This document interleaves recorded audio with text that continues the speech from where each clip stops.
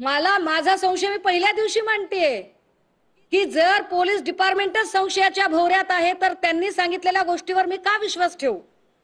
जर मयताची बहीण सांगते की हस्ताक्षरामध्ये फरक आहे आणि तो फरक काय तो ढोबळमानाने मी आपल्या समोर आणलाय की 4 पानी नोट मध्ये जर 9 वेळा निरीक्षक शब्दाला र ची वेलांटी दीर्घ केलेली आहे आणि हातावरच्या नोटवर मात्र र ची वेलांटी ऱ्हस्व आहे, तो व्हेरी क्लिअर.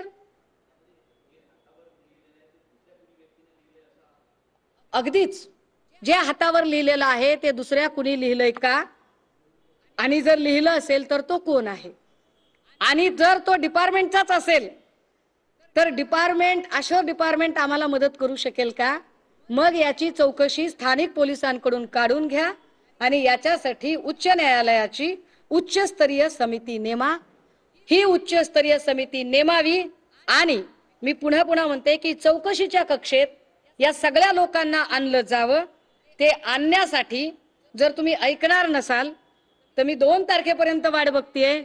3 तारखेला दोन्ही हात तिसरं मस्तक जोडून अत्यंत विनम्रपणे मी फलटण पोलीस स्टेशनला जाते.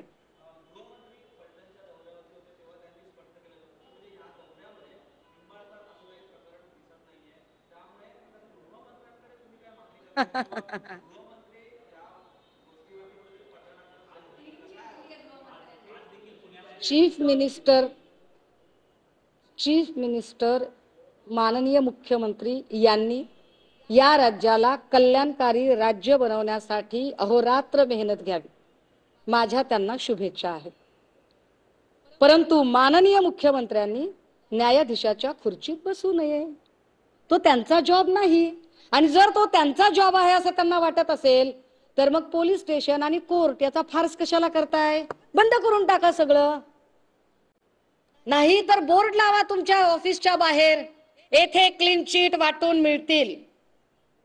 मुख्यमंत्री देवेंद्र फडणवीस यांनी बोर्ड लावावा आपल्या कार्यालयाच्या बाहेर, येथे क्लीन चिट वाटून मिळतील. त्यांनी नाही क्लीन चिट द्यायची. आणि मी त्यांच्याबद्दल अजून एक गमतीदार गोष्ट सांगते. नंदकुमार ननावरेचा व्हिडिओ जो मी दाखवला परवाच्या प्रेसमध्ये, त्याच्यामध्ये रणजित सिंग नाईक निंबाळकर असं ते म्हणाले.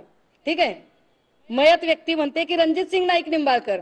यावर मुख्यमंत्र्यांनी स्पष्टीकरण दिलं की म्हणाले त्यात खासदार कुठे लावलेलं आहे, फक्त रणजित सिंग निंबाळकरच म्हटलंय. फार विशेष आहे, खासदार कुठं म्हटलेलं आहे.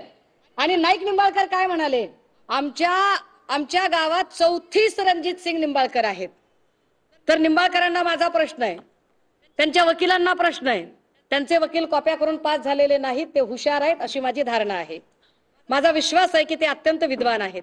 माझा त्यांना प्रश्न आहे की जर तुम्हाला असं वाटतंय की 34 नाईक निंबाळकर, रणजित नाईक निंबाळकर फलटण मध्ये आहेत, तर ते 33 कोण आहेत दुसरे की ज्यांच्याकडे नागटिळक आणि शिंदे नावाचे पीए आहे?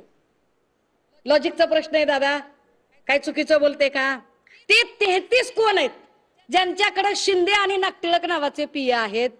कारण पीए ठेवण्या इतकी औकात ती द रणजित नाईक सिंह निंबाळकर यांचीच असेल. त्यांची का असेल? फार मोठी आसामी आहे. बरं झालं लक्षात आलं तुमच्यामुळे. किती मोठी आसामी आहे बघा. सांगितलं पाहिजे मी आपल्याला की किती मोठी आहे. अहो, आपण साधा एखादा केक जरी तलवारीने कापला तरी आपल्यावर काय काय एलिगेशन येतात राजे हो. आता ह्याच्यात मात्र बघा तुम्ही, म्हणजे विशेष आहे.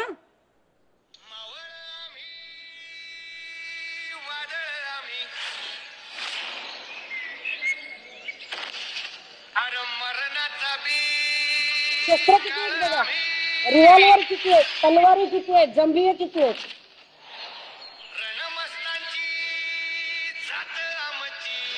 अरे काय तुम्ही कॉपीराइट करते.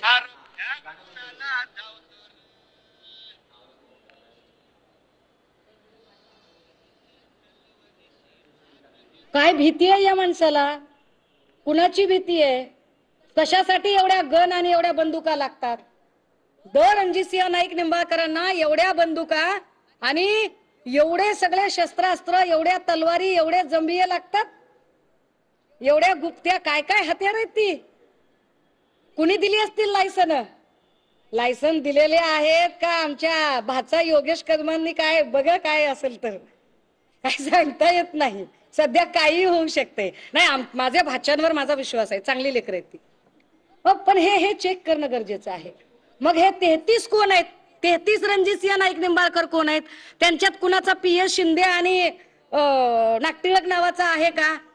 दुसरी गंमत सांगते, ननावरेच्या वेळेला म्हणाले की ते फक्त रणजितसिंह नाईक निंबाळकर म्हणाले, खासदार शब्द नव्हता. आता काय म्हणतात? आता फडणवीस असं म्हणतात, पत्रात फक्त खासदार लिहिलंय, खासदार निंबाळकर कुठे लिहिलंय? काय कमाल आहे. म्हणजे फडणवीस साहेब म्हणजे अरे काय काय टॅलेंटेड माणूस आहे राव. एवढं टॅलेंट म्हणजे असं सात म्हाताऱ्या साताना असं मीठ मोहरीन 7 वाटाची माती अशी ओवाळून टाकावी, एवढा हुशार माणूस आहे आमचा मुख्यमंत्री. असं नसते रे दादा, असं नसते.